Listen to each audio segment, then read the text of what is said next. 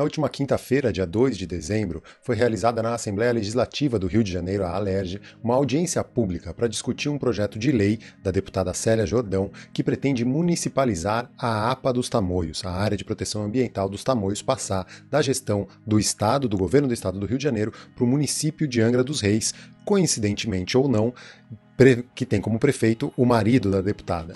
E então eu acompanhei ao vivo essa transmissão na parceria do Paulo Arcotti, da Associação Brasileira de Combate ao Lixo no Mar.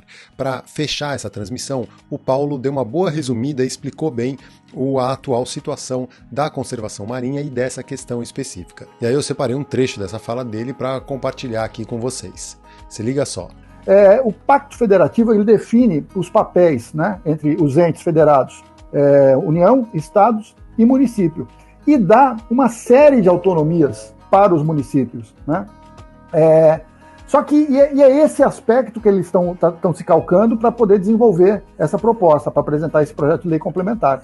Agora, se por um lado, né, esse mecanismo, vamos dizer, essa proposta, que é legítima, né, ou seja, a Constituição Federal diz isso, né, se ela é legítima para atender essa demanda, vamos dizer, essa necessidade, essa oportunidade, ou seja, de trazer para esse ente federado do município a maior parte das atribuições, já que é nele que a vida acontece, né?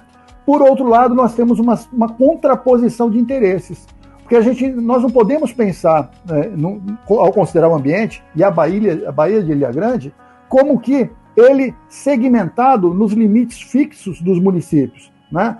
Itaguaí, Mangaratiba, Angra dos Reis e Paraty. Ou seja, como se, né, esse contínuo representado pela Baía de Ilha Grande, com os diferentes ecossistemas, resultados de processos, por exemplo, circulação de correntes, né, marinhas que passam por esses lugares e trazem nutrientes, trazem espécies e recebem e também dispersam poluentes, e cobertura vegetal, por exemplo, e as espécies associadas aos diferentes tipos de ambientes arenosos, rochosos, em diferentes profundidades, como se eles também soubessem e respeitassem esses limites, né? Então isso é muito sério.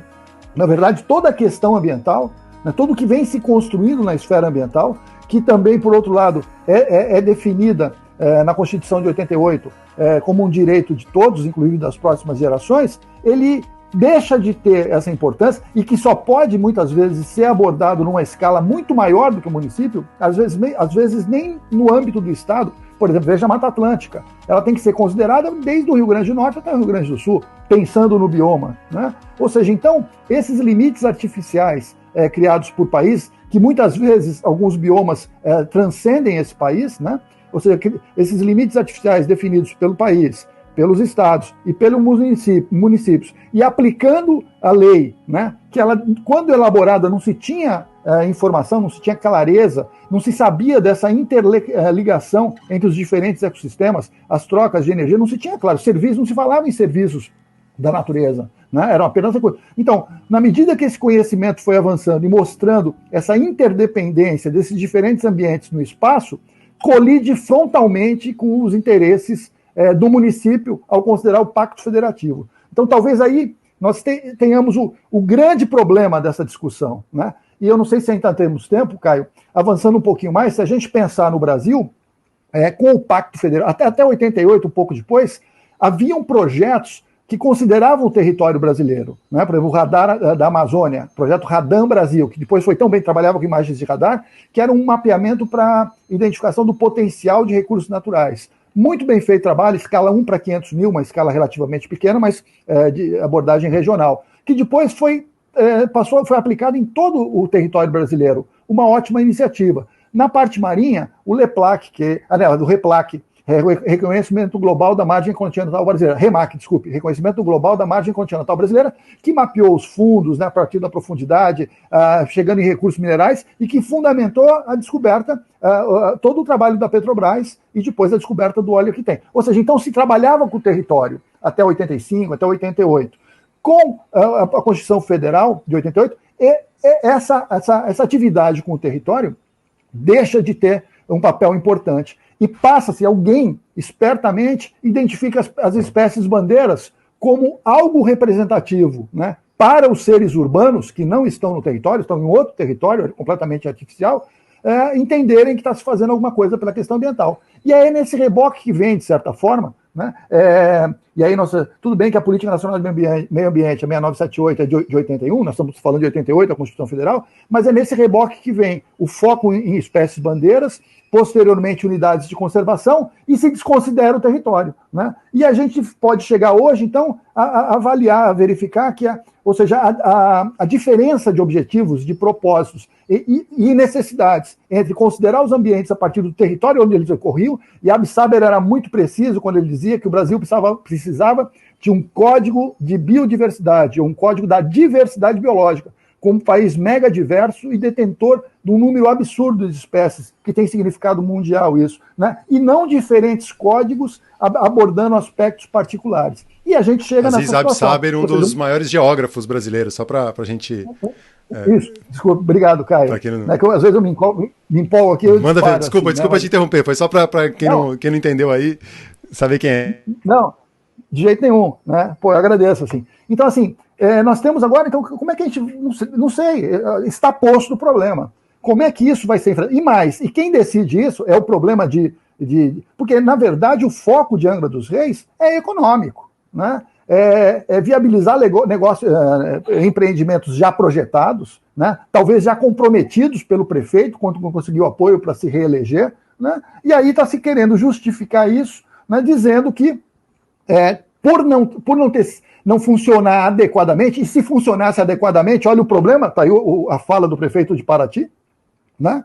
Quando a fiscalização da ESEC dos Tamoios, Estação Ecológica de Tamoios, autua o pescador ou autua deputado federal, olha o problema que isso deu. Ou seja, então, se a unidade de conservação cumpre o seu papel, ela causa problema, né? Se a unidade de conservação não cumpre o seu papel, como alegado pela deputada Célia, também é motivo para que não seja respeitada e que se municipalize. Ou seja, se nós ficamos, o bicho come, se correr, o bicho pega. Como é que você faz? Na verdade, eu acho que é toda uma cortina de fumaça para distrair a atenção, para tirar o foco da discussão, que a questão é econômica. O que se quer, de fato, é porteira aberta, é a boiada passando, para poder fazer um crescimento estúpido, né, com benefícios de curto prazo para poucas pessoas, óbvio que alimenta a economia, gera um número muito grande de empregos temporários, que depois, e vide isso, litoral de São Paulo, Praia Grande, litoral norte também, ou seja, todos os lugares onde esse modelo de segunda residência, né, que faz parte da forma brasileira de olhar o ambiente, depois que termina esses empreendimentos, essas pessoas vão fazer o quê? Vão engrossar os cinturões de misérias, de repente favelas, vão ser cooptados pelo crime, ou seja, é uma ação extremamente perversa, nefasta, com visão de curto prazo, cujos benefícios são concentrados na mão de poucos, né, e os prejuízos socializados para todos, principalmente para as camadas mais pobres, mais fragilizadas da sociedade, que, por sua vez, apoiam iniciativas como essa em função da conivência da mídia, da falta de informações e da manipulação por vereadores e por políticos, assim. Não sei se me alonguei muito, Caio. Mas... Não, mas é porque é isso, eu acho que é interessante a gente falar, porque é um discurso fácil, né? Uma das últimas falas aí, falar, não, é só falar em desenvolvimento que essa gente começa a gritar, aí ninguém vem proteger. Mas que desenvolvimento que é esse? Para quem é o desenvolvimento? O que é? Porque não se... E aí o desenvolvimento sustentável, né? A sustentabilidade, que tanto falam, virou uma coisa que cabe em qualquer lugar. Então você vai lá e fala, não, é o desenvolvimento sustentável, mas... O que é o desenvolvimento? E eu sempre falo isso, né? Hoje a gente mede se um país é desenvolvido ou não pelo tamanho do PIB, né? Se o PIB é grande, o que significa o PIB ser elevado? É mais emissão de gases de efeito estufa, mais geração de resíduos, mais mineração, é mais impacto. O país ser desenvolvido significa que ele está destruindo mais. Está destruindo mais, perfeito. Então, o que você quer... eu acho muito legal assim, essa questão do desenvolvimento, né? Na verdade, ele está falando crescimento, ele não está falando desenvolvimento, ele se refere a crescimento, mas ele não sabe disso. Tem um autor, José Lida Veiga, ele escreve um artigo muito bom em 2003, procure tá na internet, chamado O Uso Inocente do Adjetivo Sustentável, né? E ele explica a diferença entre crescimento e desenvolvimento.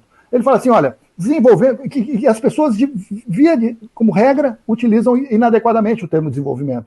Assim, ele fala, crescimento é o seguinte, vamos admitir, você faz um prédio e vai colocar uma biblioteca. E começa a crescer o número de livros, porque está vazio, né? Vai crescendo, crescendo, crescendo, estamos em crescimento. Vai chegar um dado momento em que essa biblioteca não vai ter mais espaço, né? Porque, tá? E aí você vai se ver num paradoxo, né? Quase num dilema. Né? Ou seja, se a biblioteca que foi construída para ser uma organização de livros, né? Se ela parar de receber livros novos, ela fica defasada, ela deixa de cumprir o papel dela e deixa de